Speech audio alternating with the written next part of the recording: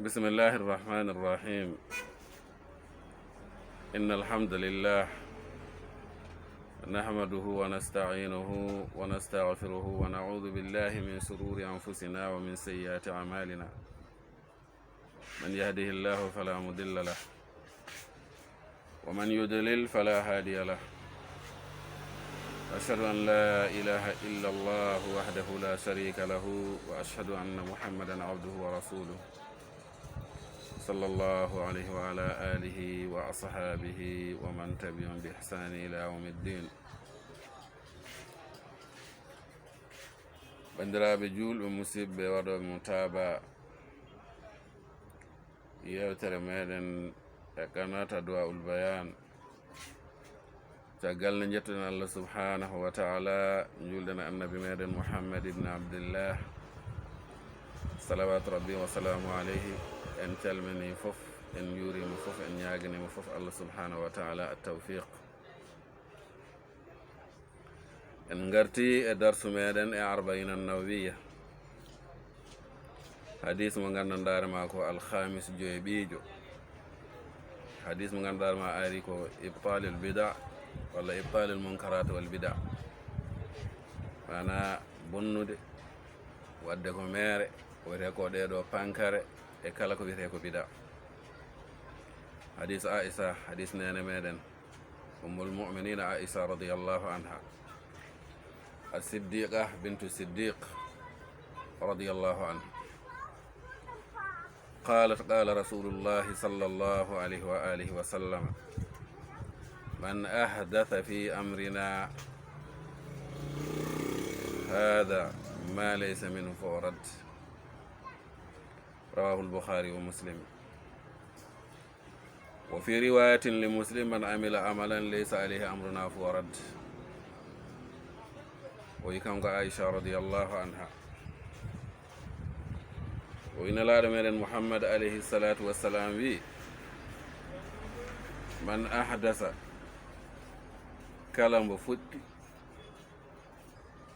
في أمرنا أي في ديننا وشريعتنا، دين أمن وشريعة أمن، ما ليس منه كلا راك أمرادهن أمودم فورد دونك كروتر مكو. kala ko puɗɗoɗa e diine taw jeeyaka e diine ummaka e diine l'islam no ƴettirani e nelaɗo Muhammad sallallahu alayhi wa alihi wa sallama, ɗum ko ruttete ma han maccuɗa ɓura. hadis mo ganduɗa ma ko fi ghayati sihha, rawahul Bukhari wa Muslim. e riwaya Muslim man amila amalan laysa alayhi amruna fa rad. kala mbo golli gollal ala hen diina amen o, ɗum ko ruttata e makko. wadde en paami bandiraɓe julɓe, neɗɗo o kala ko mbo waɗa e diine alay sago o ƴeewano nelaɗo jangiri ni sallallahu alayhi wa alihi wa sallam. so tawi noon o rewiri Allah kono wonano neraɗo janginiri ni, ɗum ko ruttata e makko. ala kulli halen ɗen wi tan ko so tawi neɗɗo rewri Allah wagoji woni ko sinda ko e diine taw jeyaka hen, ɗum ɗon fo raddu koko ruttata e makko. e riwaya Muslim nelaɗo wiman amila amalan, kala mo golli gollal e oɗo diine laysa alayhi amruna, taw ala hen diine amen o, fo raddu ɗum ne kadi koko ruttata e makko. sen dottima e mufradat al hadis ma en ji man ahdasa ey ibtada wahtara shay'an laysa lahu asl, bi mana o fuɗɗi o sosi taw ala lasli e diine o. fi amrina ey fi dinina, e diina men o, wa shari'atina e shari'a men. ma laysa minhu ey min ad-dini, umraka e diine o, mimma yunafihi ko ine rewa ɗum, wo yunaqiduhu bonna ɗum, itta ɗum, bimana bi an la yashhada lahu shay'un min adillati shar'i, taw seedantako ɗum hay hunde e tindinoje sharia wa qawaidihi l amma e dosɗe muɗum ɗe gandanɗare ma ko kuptitinde kala nde o waɗi ko wayni ɗum ɗo de koko ruttake e makko ala sikki sakka fo huwa al amru l muhdas radd e mardud koko ruttata e makko gayra makbul wona ko jaɓate sa yiɗi mbaala hen sa yiɗi ñalla hen sa yiɗi kiira hen koko ruttata e ma hol mbiɗo ni nelaɗo muhammad sallallahu alayhi wa alihi wa sallam ma yustafadu min alhadis awalan tahrim ihdasu shay'in fi dinillahi walaw kanat an-niyyatu hasana woni harmude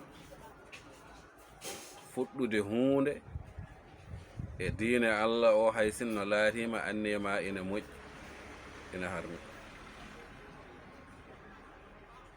gueɗel ɗimmel ngel al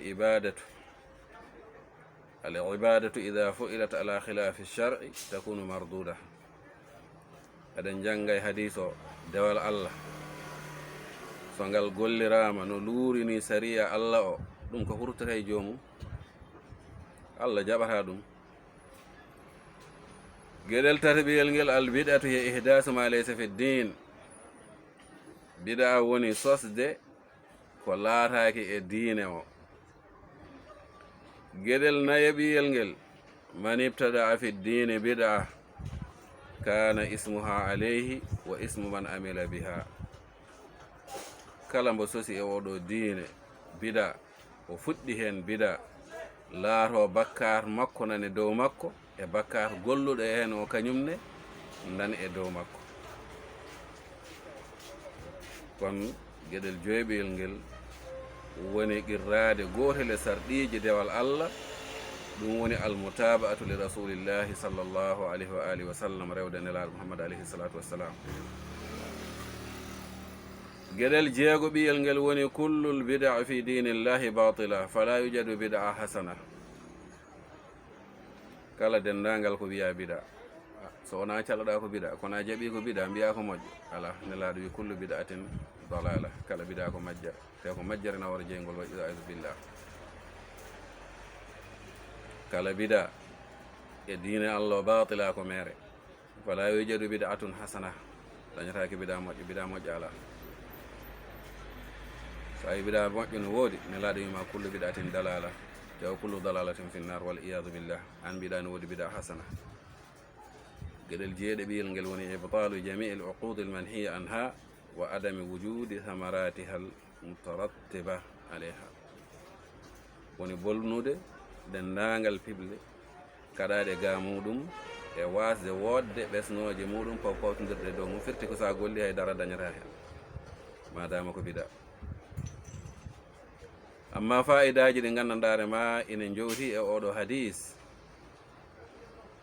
ɗiɗo fa'idaji de ina jeeya henen nene ma en ganda hen shurutu qubulul ibada sarɗiyeji jaɓagol dewa allah comme no wirini anduɓe meɗen la tuqbalul ibadatu illa bi shartain dewe allah jaɓetake dewal allah jaɓetake so wona taw koye sharɗiyeji ɗiɗi asharɗul awal al ikhlas sarɗi gadiɗo woni laɓɓinande allah fiha henande lil ma'bud hande ko rewte ko dewteɗo laɓɓina ko ndewata ko wonande dewteɗo jomiraɗo subhanahu wa ta'ala al ikhlas wa tanqiya woni laɓɓinde ha laaɓa wal muradu bihi ko muuya hen an yaksida al abdu bi ibadatihi wajha allahi azza wa jalla wa mardatihi wal fawzu bi jannatihi jalla wa ala ko muuya hen woni pamirɗa an maccuɗo allah dewal allah ma ngal pandirɗa hen yeeso allah foti noon koko mbatta kala ko faate dewal allah juuluma korka ma hajju ma asakal ma sadekeji ma da'wa ma fof ma fandir hen yeeso allah subhanahu wa ta'ala so wona ɗum koko ruttata ma addanta en haydara wadde fandir hen an jiyaɗo e dewal allah ma ngal yeeso allah e weluya allah e dadde e aljannaji allah ɗo gandata fala yaqbalu llahu min al amali illa al khalis li wajhi subhanahu wa taala. allah jaɓata dewal allah so wona ko laaɓi ngam yeeso ma kanko subhanahu wa taala.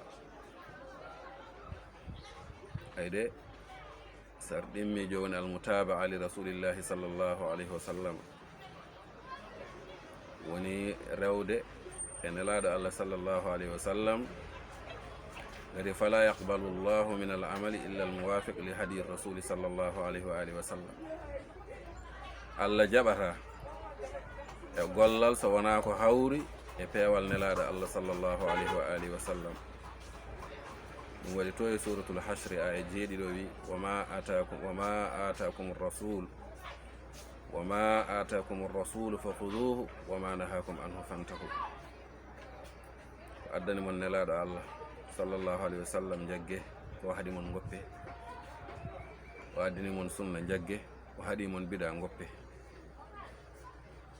ɗum tan woni hadis mo janngonɗen nane, hadis Aisha radiyallahu anha, man ahdasa fi amrina hada ma laysa minhu farad. kala mo sese dina men o ko jeyaken ɗum koko ruttere e makko. ɗum waɗi wi Fudayl ibn Iyad rahimahullah e konngol allah subhanahu wa ta'ala liyabluwakum ayyukum ahsanu amala, ombo jarribo e moɗon hole mon ɓurɗo moƴƴude gollal e fewde gollal. o wi akhlasuhu wa aswabuhu, ko ɓuri hen laabde, ko ɓuri hen fewde. qila wiyana ya aba ali wama akhlasuhu wa aswabuhu, holko ɓuri hen laabde, hol hen ko ɓuri hen moƴƴude. qala kanko Fudayl o wi inna al amala ida kana khalisan wa lam yakun sawaban lam yuqbal, wa ida kana sawaban lam yakun khalisan lam yuqbal, hatta yakunu khalisan sawaban, wal khalisu ma kana lillah wassawabu ala ma kana ala sunna. to e hilyatul awliya wa tabaqat al asfiya lil asbahani. o wi kanko Fudayl ibn Iyad dew namda holko wonen ko laaɓi ko moƴƴi. o wi paamon gollal, innal amala gollal ida kana khalisan, so ngal laatima ngal laaɓi ni hay sinnoɗo yeeso allah ɗo laɓɓini ngal, kono walam yakun sawaban, ngal laataki angal moƴƴi, angal feewi, lam yugbal, allah jaɓata ngal. o ida kana sawaban, so ngal laatima ngal moƴƴi, walam yakun khalisan, ngal laati kadi ngal laɓɓani ɗo allah, a laɓɓinani ɗo allah, lam yugbal, allah jaɓata. o wi hatta yakun ha laato gollal ngal khalisan, angal laaɓi, sawaban, angal moƴƴi.